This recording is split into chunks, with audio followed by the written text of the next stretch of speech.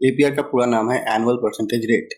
यह एक बैंकिंग और फाइनेंस से जुड़ा शब्द है जो ये बताता है कि आप किसी लोन, क्रेडिट कार्ड या किसी फाइनेंस प्रोडक्ट पर साल भर में कुल कितना ब्याज यानी इंटरेस्ट दे रहे हैं या कमा रहे हैं।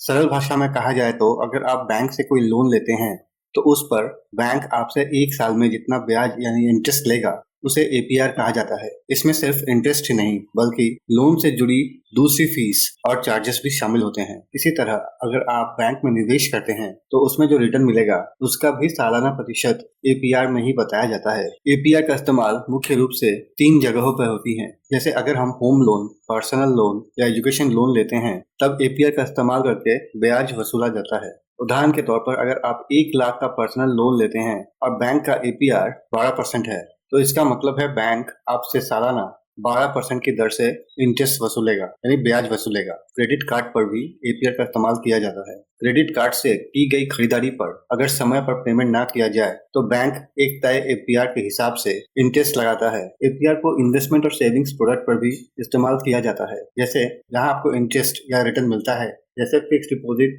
वहां भी एपीआर बताया जाता है। एपीआर के कई फायदे हैं। एपीआर के फायदों में एक फायदा है ब्याज दर की तुलना आसान होती है। अगर आप अलग अलग बैंक और फाइनेंस कंपनियों से लोन या क्रेडिट कार्ड की ब्याज दर की तुलना करना चाहते हैं तो एपीआर एक जैसा पैमाना देता है। इससे आप जान सकते हैं कि कौन सा ऑफर आपके लिए सस्ता और बेहतर है। दूसरा, एपीआर से असली खर्च का पता चलता है। एपीआर में सिर्फ ब्याज ही नहीं बल्कि प्रोसेसिंग फीस, सर्विस चार्जेस, बाकी अन्य खर्च भी जुड़ते हैं। इससे लोन और क्रेडिट कार्ड की कुल लागत का सही पता चलता है।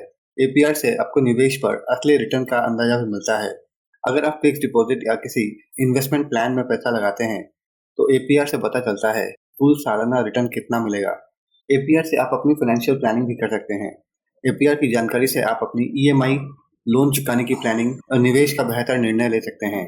अगर हम एपीआर का इतिहास देखें, एपीआर की शुरुआत अमेरिका और यूरोप के फाइनेंशियल सिस्टम में 1960 से 70 के दशक में हुई थी।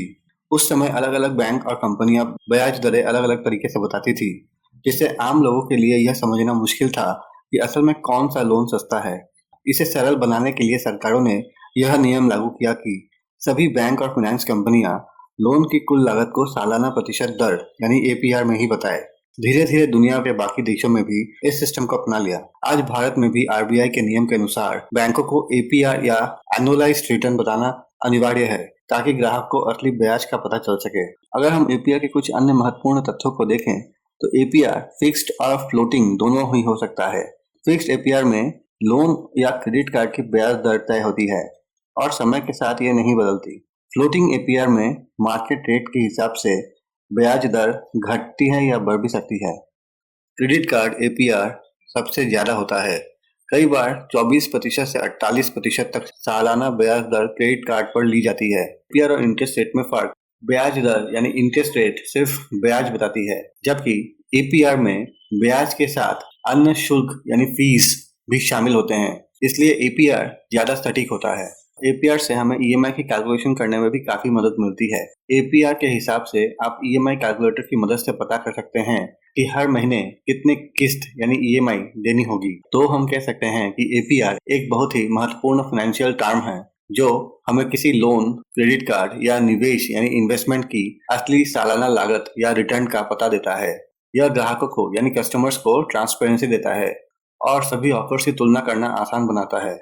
जब भी आप किसी लोन या क्रेडिट कार्ड के लिए अप्लाई करें तो सिर्फ ब्याज दर ही नहीं बल्कि एपीआर भी जरूर देखें। इससे आप बेहतर और सस्ता विकल्प चुन पाएंगे और अपनी फाइनेंशियल प्लानिंग भी सही तरीके से कर पाएंगे।